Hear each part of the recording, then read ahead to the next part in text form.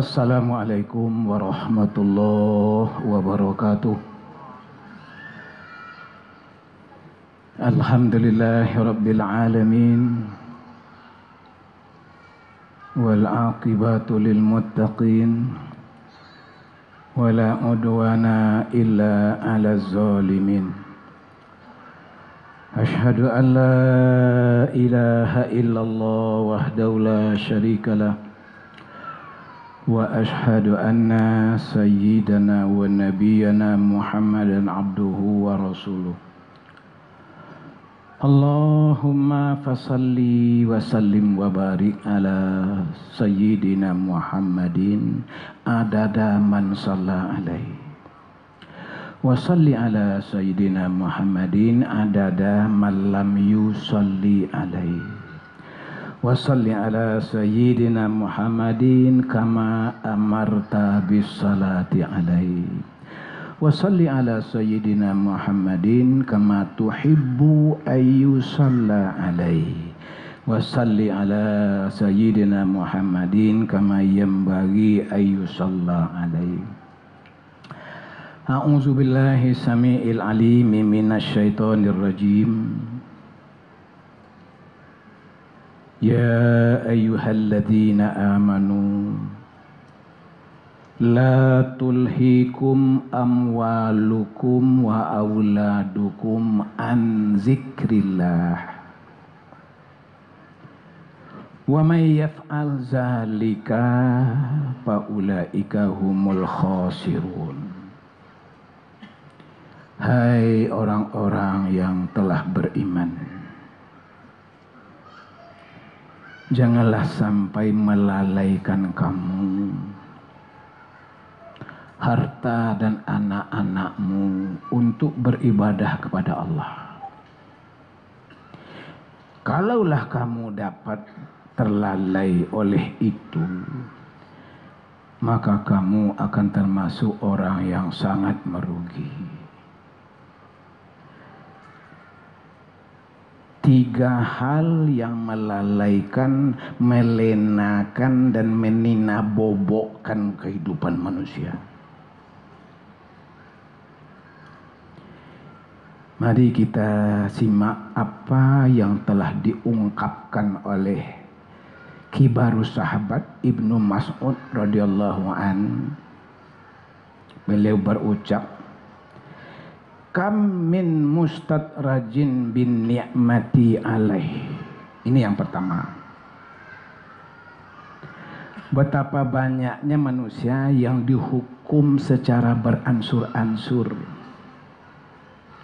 melalui kesenangan dan kemewahan hidup yang diberikan kepadanya.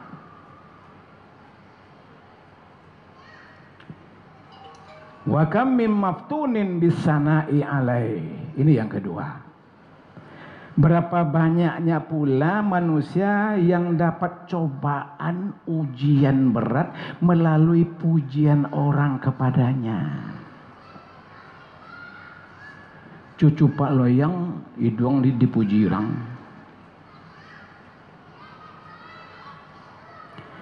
Terakhir yang ketiga, wa kam mim maghrurin bisatri alai. Berapa banyaknya pula orang yang terperdaya oleh karena kelemahan dan aibnya disembunyikan oleh Allah. Kok tahu orang tak nyosapu gitu orang. Awak aku kan topiang sesadanya. Kok tahu orang siawat sebenarnya? Tak ada orang. Kaum muslimin sidang jamaah yang dimuliakan Allah, mari kita tengok apa yang dimaksudkan oleh ungkapan itu. Yang pertama, kita perlu mengenal istidrak, perangkap nikmat. Bahasa Minangkabau, paragiah berang. Paragiah berang ko banyak daripada paragiah belok-elok.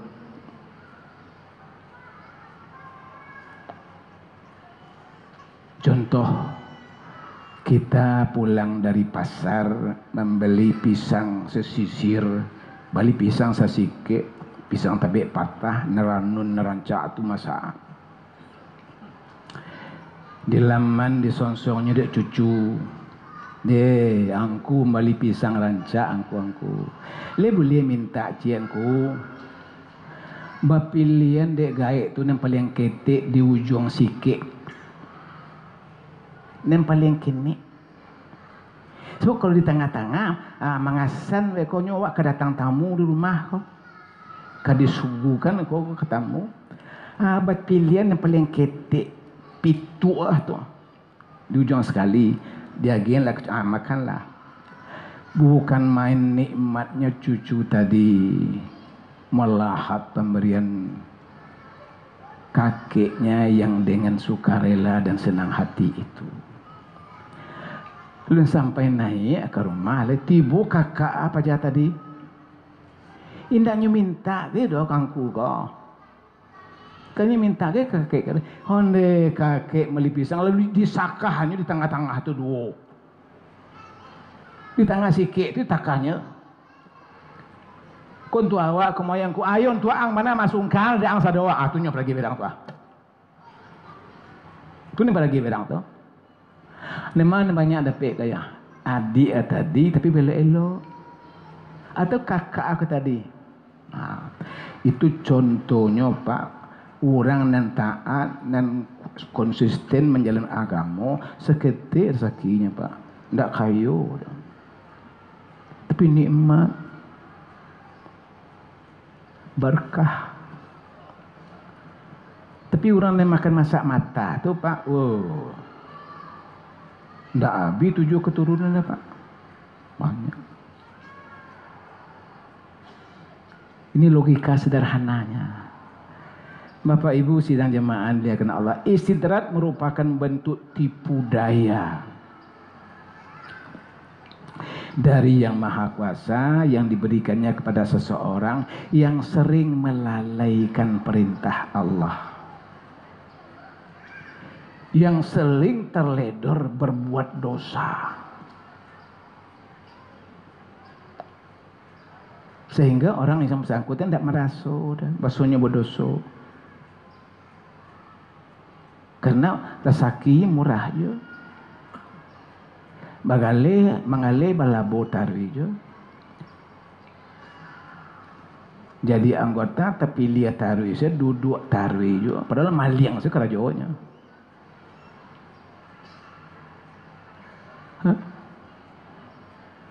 Kini dah orang kenek maliang dah Pak. Abi negara ikan abi menunggu orang tua le sebab. Istirahat itu terjadi bisa merupakan harta, bisa merupakan pangkat jabatan. Atau kayun tarwi, pangkat jabatan naik tarwi, duduk tarwi. Kalau orang bisa memahami seperti itu Pak, tidak terlalu nasi dah tu, tidak termakan makanan dah. Aku tahu awak soberang Tuhan bagi. Tapi dasar awakku kini banyak mati rasa. Orang mati rasa Pak, sama dia anak-anak tadi. Anak-anak tu tidak mengerti bahasa tawaliak dah. Itu kan bahasa tawaliak tu. Bukan angkunya magian pisang tu kenyo kasadonyo tu Pak. Perangnya tu Mak. Kaum muslimin sidang jamaah yang hadir. Jadi bisa berbentuk apa saja istirahat itu. Yang penting kita sikapi dengan cerdas. Lasa malih ko dan beribadah. Lasa banyak ko maksud kerajukan. Tuhan melebih-lebihan bagi ratukan. Itu tidak dipikiran. Tidak merasa di diri Tuhan, merasa disanangi Tuhan, tidak begitu. Apa kata Allah di dalam surat Al-A'raf ayat 182-83? Walladzina kazzabu bi ayatina sanastadrijuhum min haitsu la ya'lamun. Dan orang-orang yang mendustakan ayat-ayat kami, akan kami biarkan mereka beransur-ansur menuju kebinasaan dengan cara yang tidak mereka ketahui. Kemudian nanti setelah mereka puas, merasa senang, merasa gembira, menikmati harta yang dimarahi itu, akan kami ambil secara tiba-tiba. Ketika itulah mereka meluluang, membana, meminta ampun kepada Allah SWT. Penyesalan yang terlambat. Yang namanya menyasar, kau memang terlambat Pak. Kalau dulu tidak menyasar, mau berpikir, mau kalau dulu. Banyak orang yang terjebak dalam istidrak karena mereka merasa bahwa kenikmatan yang didapatnya itu betul-betul wajar, lumrah cara kini. Itu halal ketika oleh duduk akunya. Nun tentu dapat awak sekali lagi suat lagi. Ya tak? Ketika oleh bagi kau dikunyah narawan kau. Ya. Itu bentuk istidrak tu Pak. Istidrak itu dapat membuat manusia lupa kepada Allah dan bahkan merasa tidak membutuhkan Allah. Pada mulanya melalaikan kewajiban-kewajiban. Lama-kelamaan meninggalkan kewajiban itu sama sekali. Contoh klasiknya kok saklabah. Itu contoh klasiknya. Tapi ada orang mengaji terang ada yang mengajian kisah saklabah itu bohong. Tak ada itu. Masa adalah sahabat Nabi terkait itu. Mengapa sahabat Nabi anak Nabi sila itu yang dolaku. Itu nama bunuhan itu dua dia anak Nabi itu. Padahal kalau dia membaca surat Al-Quran, surat At-Taubah ayat 75 sampai 78 ada telah dijelaskan di situ asbabun nuzulnya mengenai masalah saklabah itu benar. Saklabah itu pada mulanya rajin, ketika bansai, ketika kere, salai kainnya berganti juwini semayang. Tidak pernah tinggal semayang jemaah Pak. Tapi ketika tegak tali layang-layang baru awak kau bertingkah kan tak ketika kurang dah. Kecil apa perselingkuhan itu tibunya ketika bansai. Tak ada orang bansai selingkuh dah Pak. Kan ada. Namanya sekretarisnya itu tidak orang bansai dah Pak. Tak. Dia yang mendekatkan kita sebenarnya kepada Tuhan bukan kemewahan, tapi adalah kesusahan, penderitaan. Itu maka orang sufi mengajian nikmati sakitmu. Itu tidak masuk ada waktu. Masa sakit dinikmati, bagaimana menikmati sakit? Rupanya ada hadisnya itu menjelaskan. Tidak buat-buat orang sufi itu. Karena amal ibadah yang kita lakukan ketika situasi kita sedang tidak menguntungkan, itu nilai pahalanya beda dengan ketika kita sedang lapang, ketika sedang mewah. Sayang guru manasik haji jong umrah tidak menyampaikan hadis itu ke ujung di kareknya. Siapa yang salat di masjidku kata Nabi, 1 kali salat itu nilainya sama dengan 1000 kali solat di masjid lain kecuali di Masjidil Haram. Tapi siapa yang solat di Masjidil Haram nilainya 100.000 kali ketimbang masjid-masjid lain. Guru menasik sehingga itu saya bacanya Pak. Bang aku dah taruh yang kau juang bisnis. Dah jadi orang pergi ke Makkah, kan dah jadi orang umrah, siko sebenarnya lain. So kadang siko palo berosinan. Kapan itu? As-salatu fi ardir ribat ka alfi kata Nabi. Salat ketika waktu situasi yang tidak menguntungkan, entah sedang sakit, entah sedang dapat cobaan, itu nilainya satu kali salat 1.000.000 kali pada salat ketika-ketika yang lewat. Kenapa tidak hebat itu? 1.000.000. Oleh sebab itu, bertambah sakit, bertambah susah, hendaknya bertambah rajin beribadah. Itu makanya Ibnu Taimiyah mengecilkan kalau tidak turun musibah, kalau tidak ada sakit, manusia akan kembali kepada Tuhan dalam keadaan bangkrut. Bab itu ibadah biasa kan hari alang kau ni seketika lanjak teko elok kau sekene pahalanya. Masa yang 27 kali lipat. Tapi cuma sakit 1.000.000 Pak. Jadi nikmat itu sakit. Apalagi kalau kita baca sebaliknya, ada sesuatu dosa yang dilakukan oleh anak Adam, kata Nabi, yang tidak bisa dihapus, diampuni dengan melalui ibadah apapun, kecuali dengan kesulitan hidup. Masya Allah, ketika itu kere itu nikmat, karena melalui itu dosanya terampuni.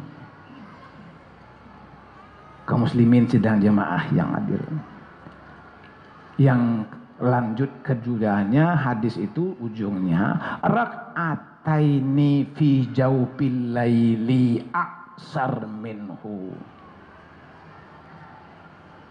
2 rakaat yang sempat kamu tunaikan di penghujung malam itu jauh lebih tinggi nilainya daripada semuanya itu. Tidak ada curang tu dah Pak. Yang 2 tadi itu nak ke Makkah orang barabui dan semua dek kuota. Ya tak? Jadi ini saya bukakan kepada kita semua agar kita menyikapi hidup ini dengan baik. Ada teman bercerita, pai membesuk kawan sakit di rumah sakit. Tatanyon sembahyang sembahyang apa menyasar dan menanyonyo kejakuan ba tu kane kalasek dan dapat tu dapat kata ndak bakarambia dan dapat tu ba kecapa sembahyang aku tak kaiko penanggungan sakit sembahyang aja lah je. Masya Allah, kok mati lah dalam sakit tak itu mati awak tu kaya.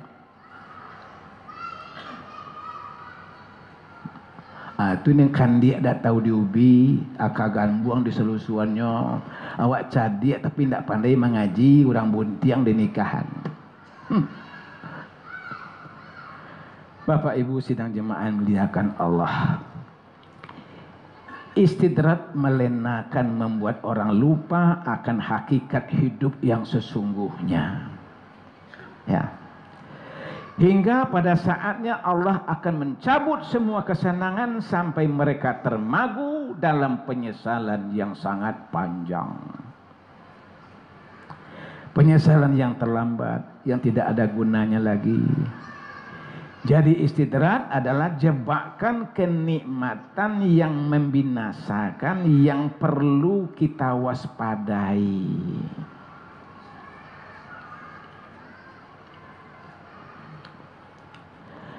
Lalu kalau kita sudah tahu penyakit ini, bagaimana terapinya? Atau kalau awak ladinggo inyo aba au be. Ini dah penyakit. Saya kau dapat setiap penyakit kau ada be.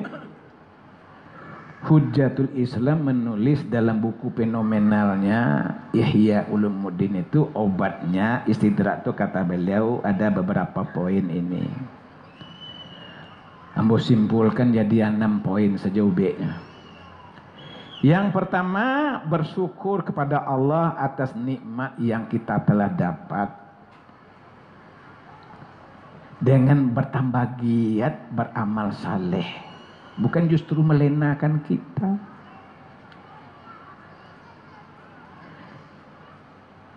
Dipuji orang awak, jangan di stop sampai awak sepujian tu, tapi sampaikan kepada Allah. Lah naik anak nampak kini Pak, alhamdulillah. Jangan takanan diajar orang di TV RI itu. Dipuji orang anaknya, derancaknya nak pak siapa dulu bapaknya. Nah, itu ego tuh Pak. Siapa? Ya lah. Itu yang pertama. Syukur itu punya 3 rukun. Pertama, kita akui bahwa perolehan yang kita dapat itu bukan karena kelihayan kita, bukan karena kepiawaian kita, tapi benar-benar murni karena pemberian Allah Subhanahu wa ta'ala. Diakui itu dalam hati kita. Kemudian diucapkan alhamdulillahirabbil alamin. Kemudian yang ketiga, ini menentukan apa itu? Gunakan nikmat itu sesuai dengan fungsinya, sesuai dengan kehendak orang yang memberikan kepada kita. Contoh sederhananya, ketika kita diberi orang kopiah, dicaliknya kopiah Ustaz kalau bentuk bulu tupai. Ibunya orang kari raya besok dibalikin kopiah BK yang baru tu. Kecik Ustaz, alhamdulillah, terima kasih banyak ya Pak, ada perhatian Pak Kambo.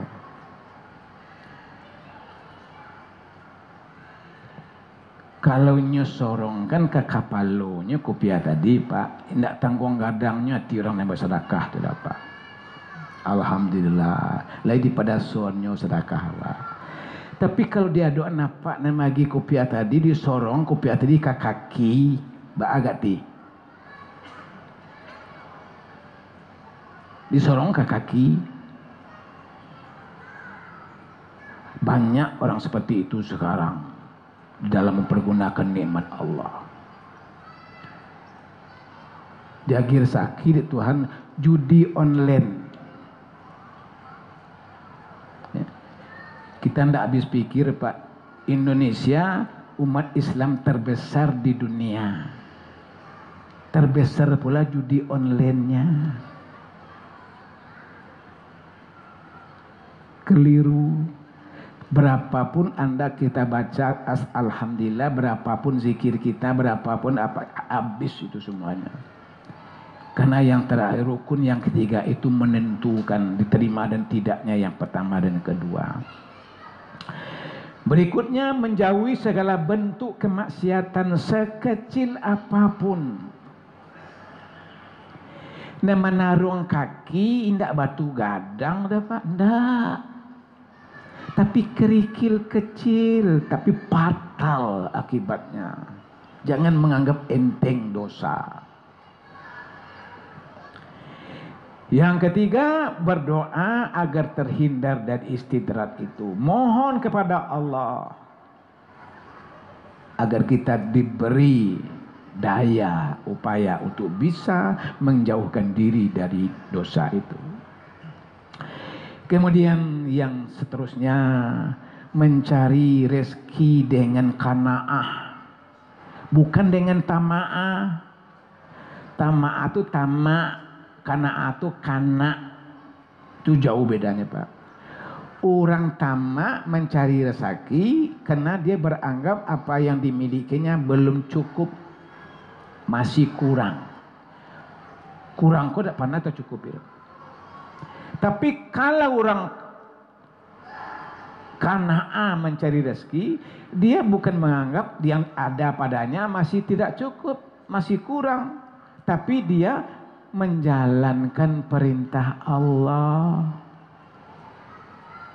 Karena bakure itu disuruh di Tuhan. Di setiap perintah Allah itu kita lakukan, itu namanya ibadah.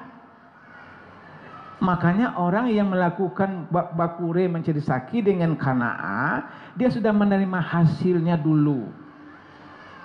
Hasilnya dulu pahala. Bekonyo. Lakan Nikodem Bapak. Sekitulah dulu. Wassalamualaikum warahmatullahi wabarakatuh. Allahu akbar, Allahu akbar. Asyhadu an la ilaha illallah. Asyhadu anna محمدا رسول الله حي على الصلاة حي على الفلاح